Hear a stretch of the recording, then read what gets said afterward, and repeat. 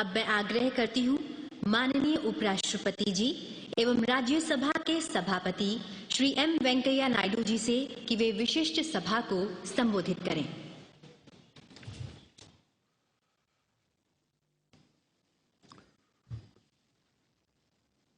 महामहिम राष्ट्रपति जी, माननीय प्रधानमंत्री जी, माननीय लोकसभा अध्यक्ष जी और माननीय संसदीय कार्य मंत्री जी और राज्यसभा में सदन का नेता, राज्यसभा का उपाध्यक्ष और आज इस महोत्सव में भाग लेने वाले सम्माननीय सदस्यगण और विदेशी राजदूतगण और अन्य महानुभाव, बहनों और भाइयों, आज यहाँ एक ऐतिहासिक दिन मनाने के लिए उपस्थित है हम सब लोग। वही दिन जब 1949 में संविधान सभा द्वारा भारत के संविधान को अंगीकार किया था।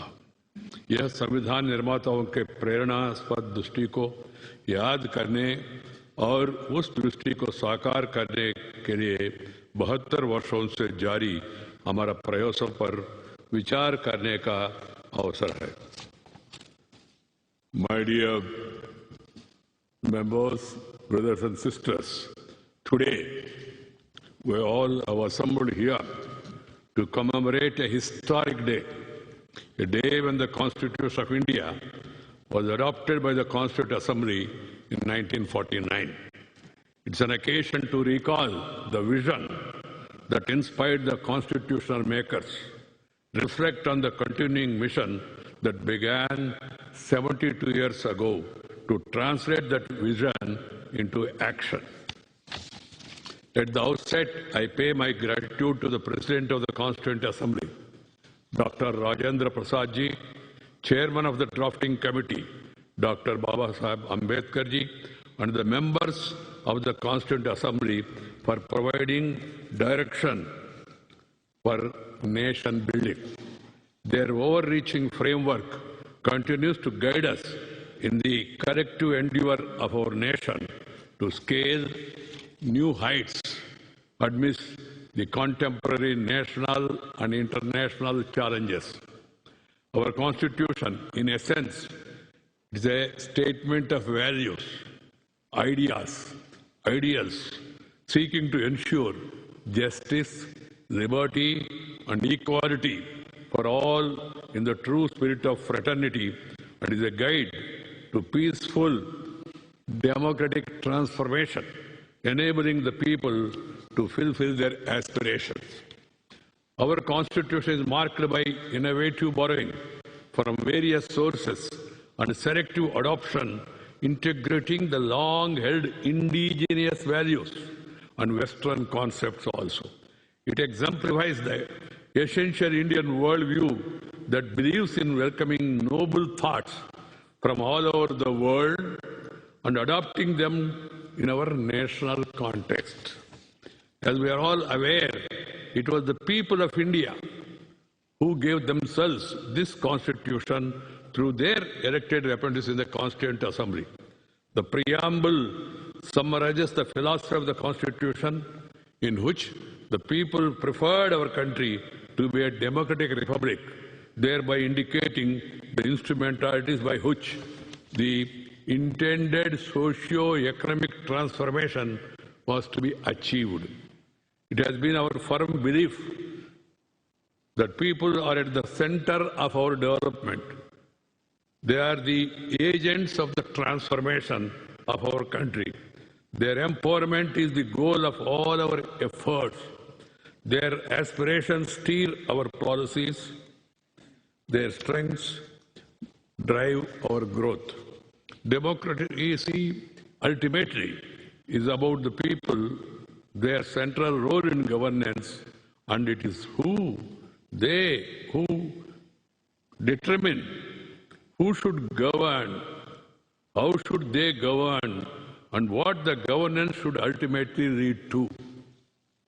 Keeping this perspective in view, We had taken the first major step towards democratic governance by introducing universal franchise right from the day when we became independent.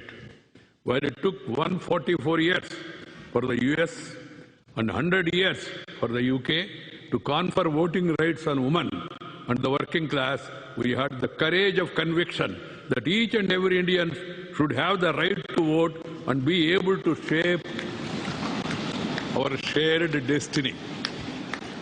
I have referred to the preamble of the Constitution that mandated our country to be a democratic republic in order to share my thoughts on this solemn occasion on the functioning of our parliamentary democracy and its institutions. In a pluralist society like ours, with incredibly fascinating variety and diversity, debate and dialogue become the most important instruments for shaping public policies. This process of dialogue requires openness to new perspectives, a willingness to listen to diverse views. This is the spirit that pervaded the deliberations of the Constituent Assembly. That's the true spirit with which we should ideally permeate our parliamentary system. Discuss, debate, and decide. And in a democracy, what is important is tolerance towards the mandate of the people. I underline tolerance towards the mandate of the people. This should be the guiding principle. Addressing the presiding officers' conference held recently in Simla, Honorable Prime Minister referred to the need to make the legislatures more productive. This is absolutely essential. We must make our parliament and legislatures effective forums for the focused attention on people's concern and national development. Time allocated during the session must be fruitfully spent. The Rajya Sabha Secretariat has been maintaining the required statistics that enable the assessment of productivity of the House since 1978. For 16 years, from 79 to 94, the annual productivity of the House has been over 100%. In the next 26 years, since 1995, the productivity of Rajya Sabha has been more than 100%, only twice in 1998 and 2009. A broad declining trend in productivity is evident, and it's touched the lowest ever 35.75% in 2018, a year before the general elections in 2019. During the last 254th session, the productivity has further slipped into 29.60, which means that the Rajya Sabha has lost about 70% of the functional time. All concerned need to ponder over the fact of the rendering legislature so dysfunctional.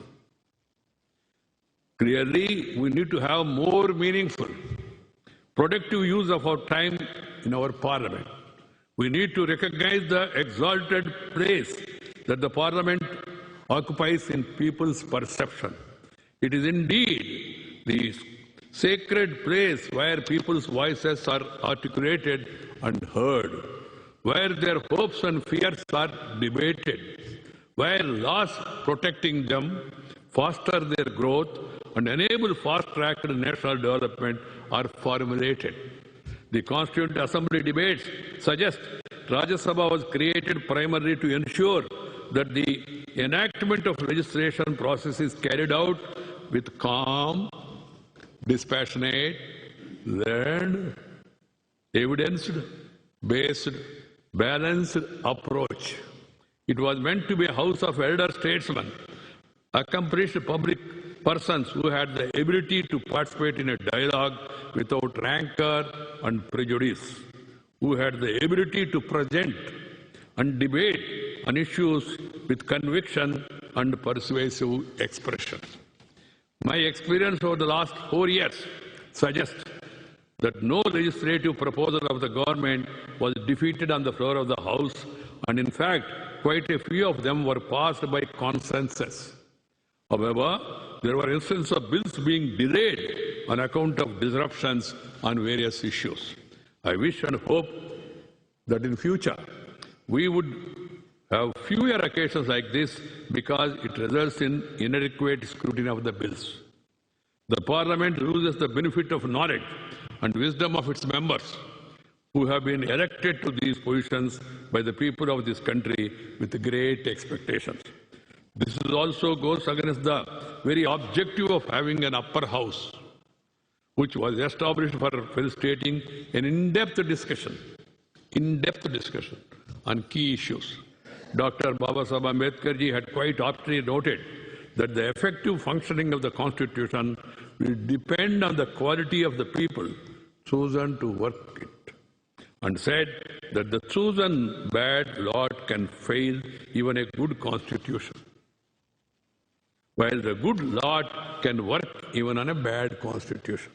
As we celebrate the 75th year of our hard-fought independence and also commemorate Samvidhan Divas today, we must be mindful of this profound statement. One of the implications is that if we have to work a constitution well, we must focus both on strengthening all the organs of the state and established institutions as well as enabling good governance. The institutions as well as the people who run them matter. At the same time, we must constantly review our performance, critically and honestly reflect as to whether our policies and programs are in consonance with the constitutional values or not.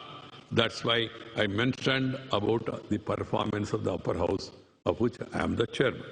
Underlying our constitutional architecture is the firm foundation of inclusion, of leaving no one behind.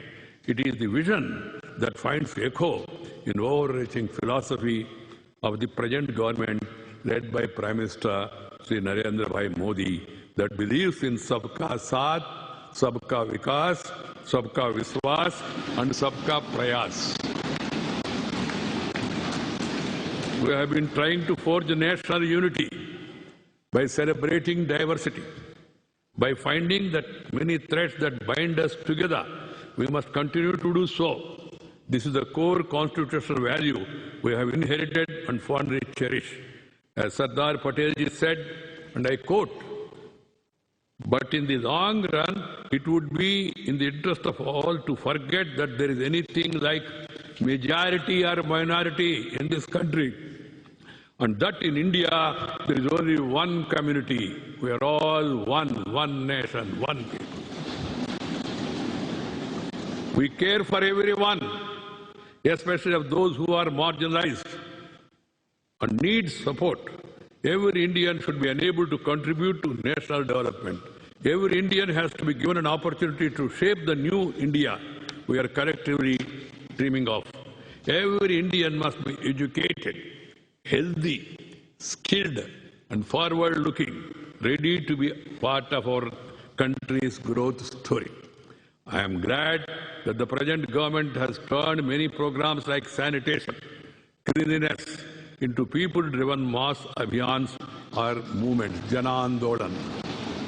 Our constitution is not a static archival document, but a living document. It has enabled us to respond to the emerging challenges and adapt to the changing circumstances. Consequently, it has been amended 105 times so far. This shows that we have had the ability to listen, to debate, dialogue, and to be agile. This agility and flexibility is essential to strengthen our constitutional values. So long as we are alive to the changing realities within and outside the country, we have the wisdom to make the right policy choices to address people's concerns. We shall see this beautiful tree of the Constitution grow and flower. Our common aim should be to make this happen every day in search of our institutions and in each of our actions. We know that this requires constant vigil, an attentive eye, and concrete action.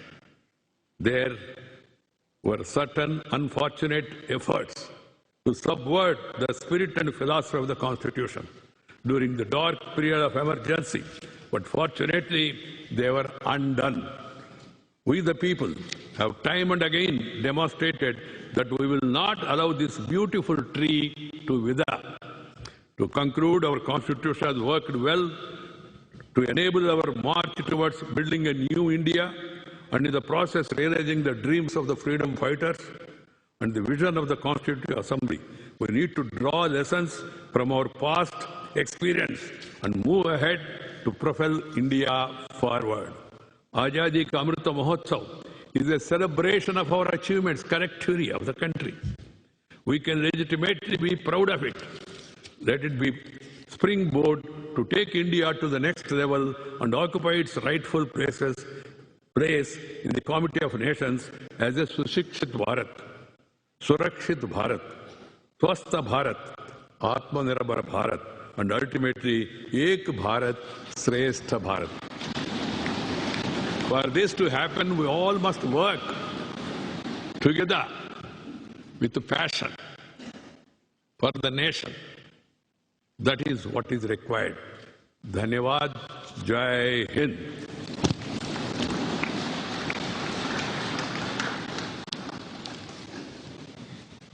धन्यवाद माननीय उपराष्ट्रपति जी।